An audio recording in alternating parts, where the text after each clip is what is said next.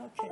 Well, I appreciate the opportunity to be here this afternoon. This is an exciting time, and we owe Joan a debt of gratitude. She has worked her tail off, marketing and writing articles and different kinds of things, as well as getting these drawings to Cimarron to have them scan on a large scanner, and then having 4 of them framed for permanent display in the museum, or the library.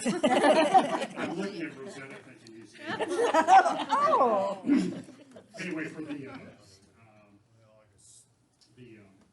grant, we came up with the title of Re-Examining the Crown Jewel of Kinsley, the 1887 Atchison, Topeka, and Santa Fe Railway Passenger Depot. And with this tower and so forth, it sort of does reflect a crown, if you will. So with that, we'll start. And I know there's going to be questions, but if we could hold those till the end, I'll be happy to stay as long as necessary to answer those questions.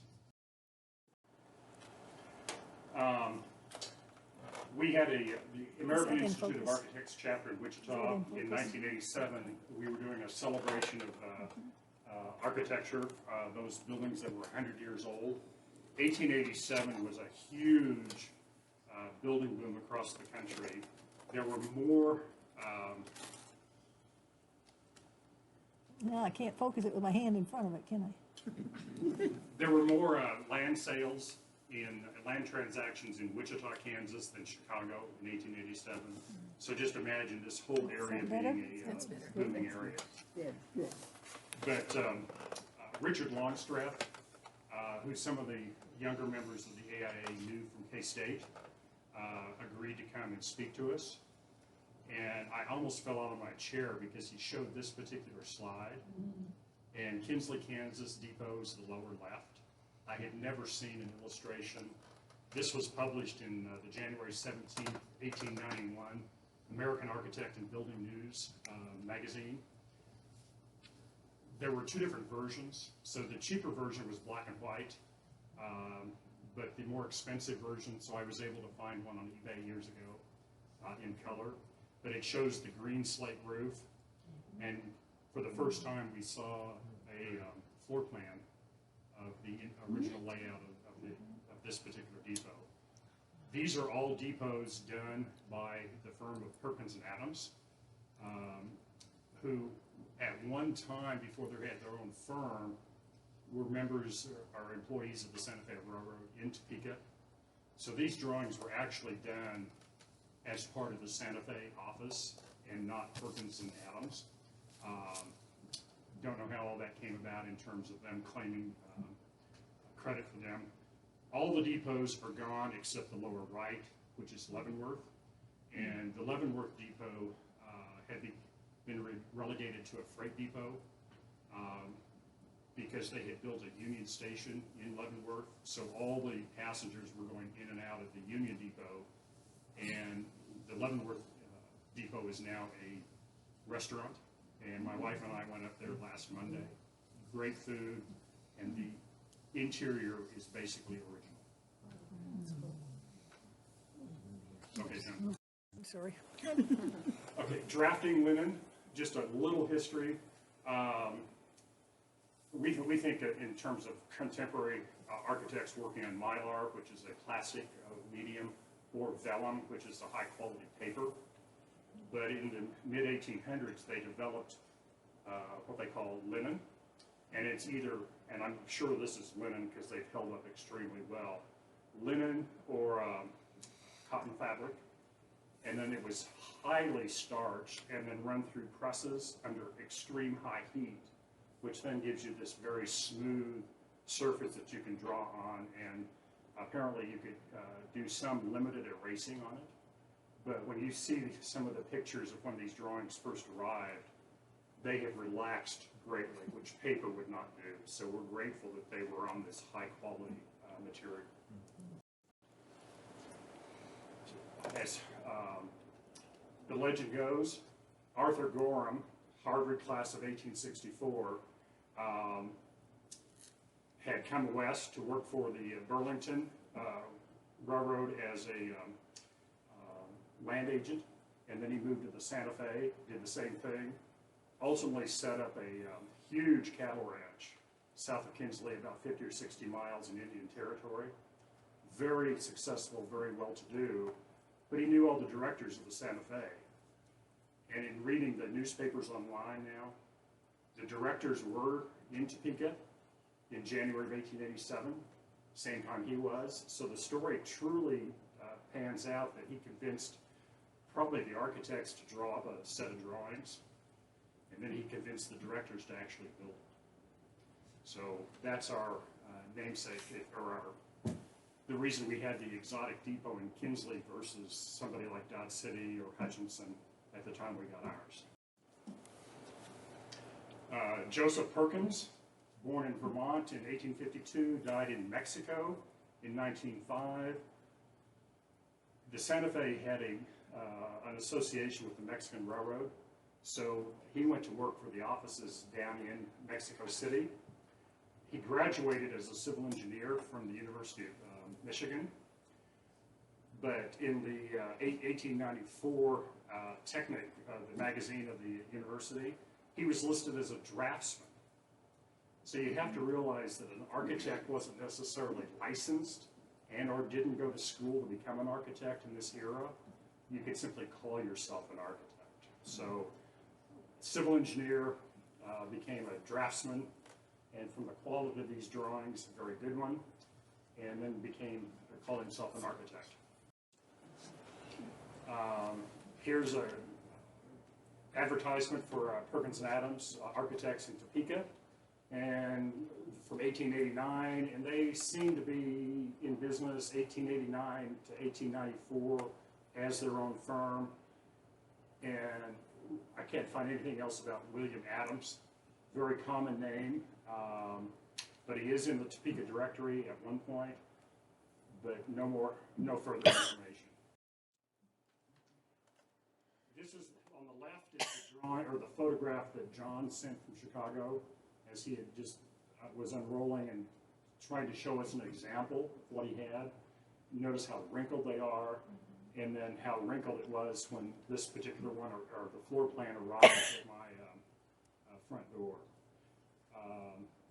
But again, afterwards, as you look at these drawings, how flat they are at this particular point, how relaxed, and then the scans are even better, being under a little pressure on the large format scanner. Again, how resilient they are. I unrolled each of them. They've been rolled face up, so you can imagine they always wanted to curl back up, so I weighted them down, taped them down. After about 24 hours, they weren't perfectly relaxed, but they were much better. And then I delivered them to Joan between 2 sheets of foam core board, which helped get them even more relaxed. This is the building section, which is right behind me. And as you look at it, you'll notice that the tower was strictly an ornament. There was no access to it. And there was a perfect vertical wall, some 14 foot in the air, well, actually 23 feet in the air. The rough ceiling, had there been one, would be 14 feet, very similar to this.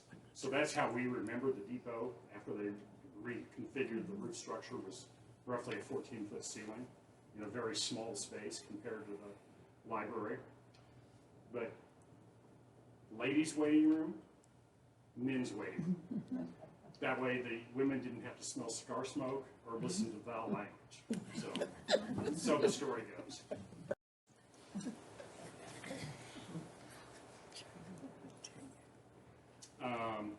Then, as I relax and so forth, these are all my pictures are taken on my dining room table.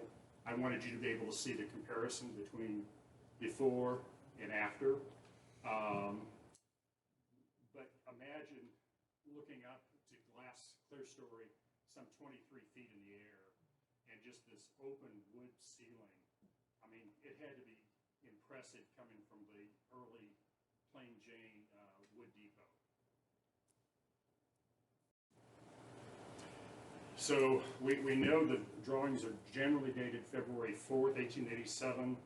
The only notice that I can find is out of the Kansas City paper from April, announcing that the plans and specifications are available and they'll be receiving bids.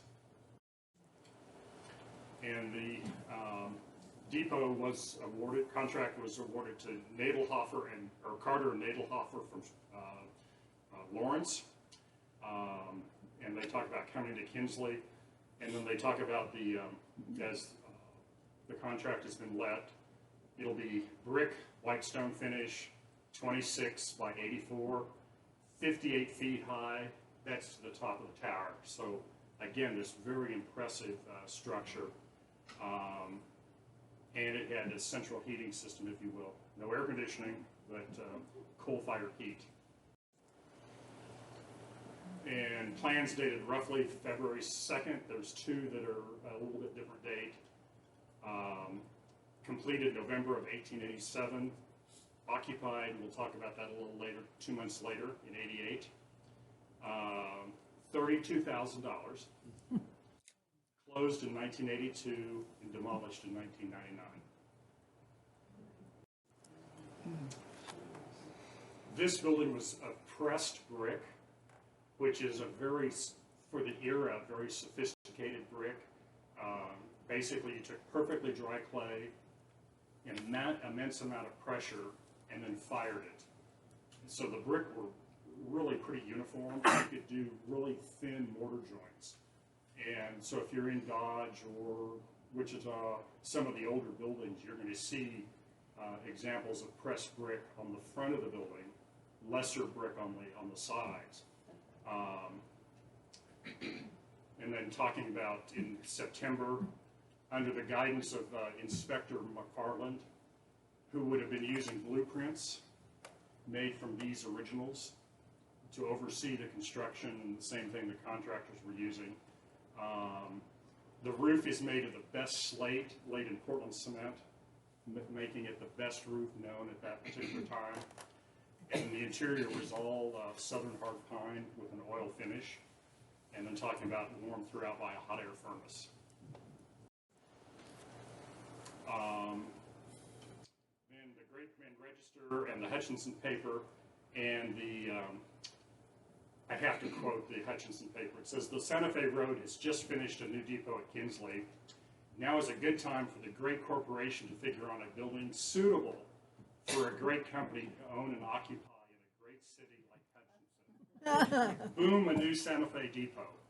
So, Great Bend talks about this building being different than any other depot appearance in the country. And then Station Master Tubbs, who's was Myron Tubbs' grandfather, or Myron Burr's grandfather.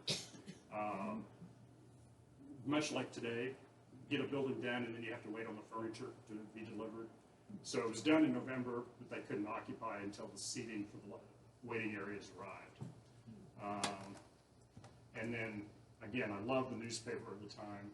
The Santa Fe agent, as well as all the force, are tickled all over the new depot. So the eating house, as they called it, was already right down here.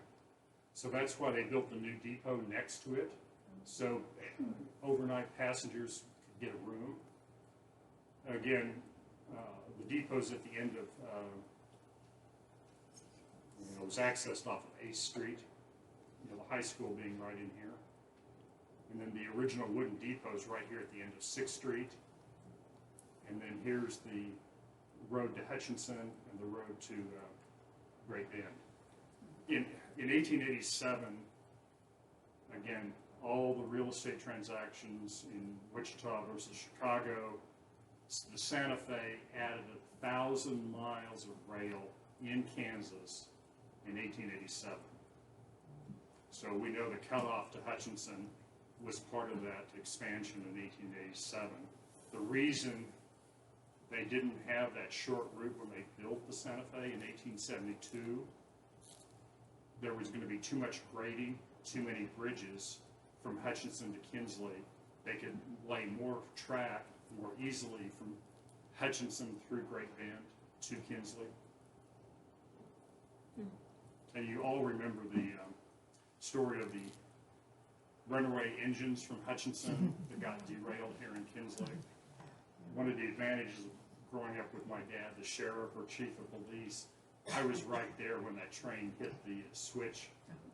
And I still remember it rolling ever so slowly and then digging into the dirt. So, yeah, I guess, growing up with the policeman who knew exactly where we were every time we got home. Police radio in the house. There were still some good memories. So was the Harvey House there before the Yes. I can't tell you when it was built, but it was there, and that's the reason they put the brick depot in West Kinsley where they did.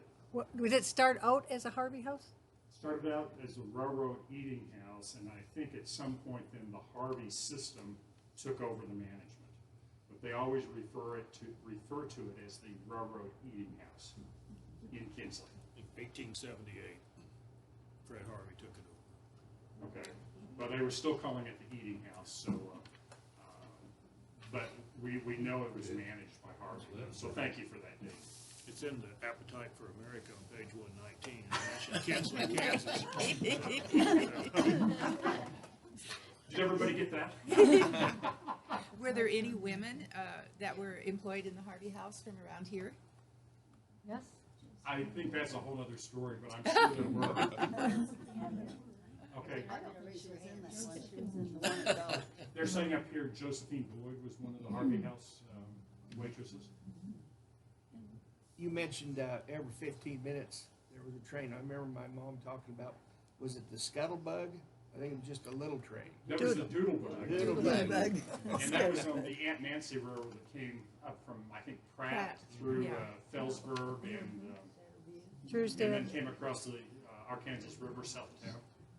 And supposedly there's an Aunt Nancy locomotive that's sunk in the quicksand in the river south of town.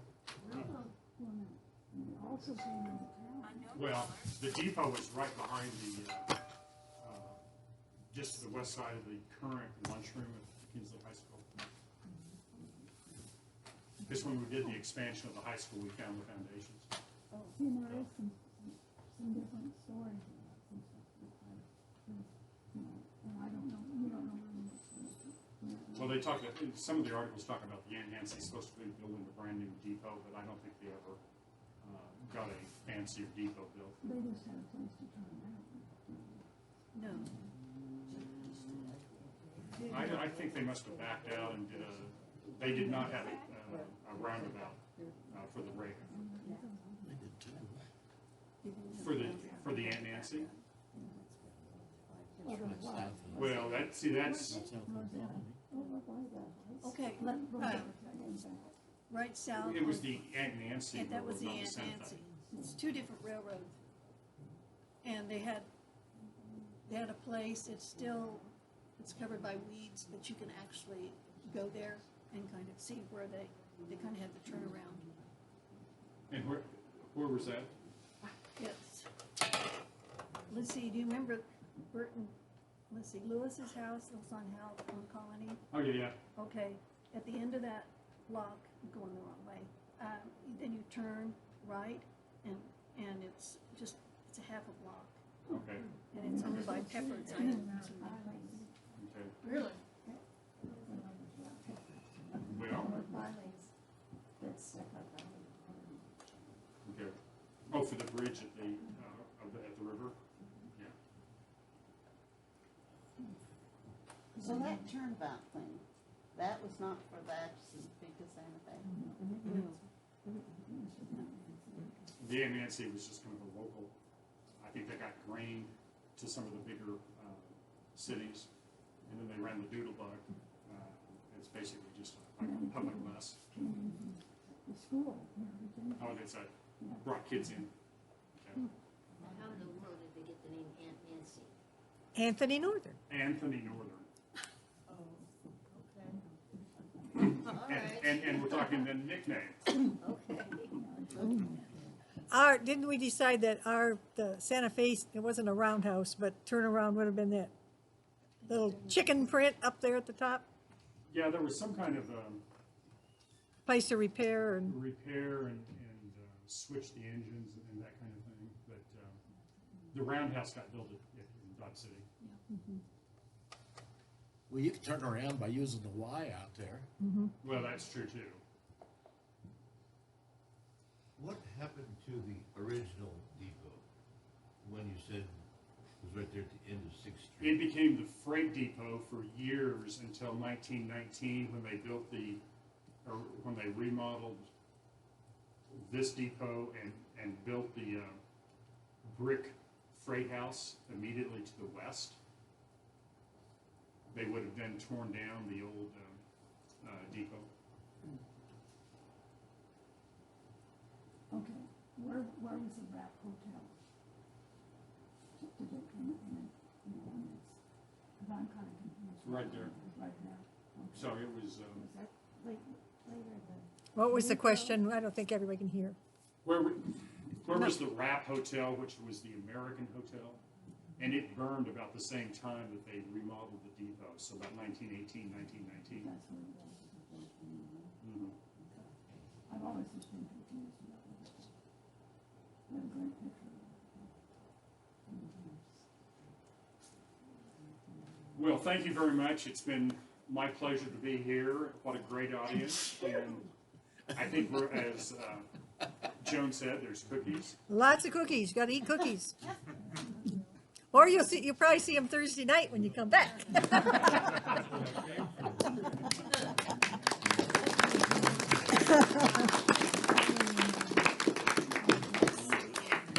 And thank you all for coming.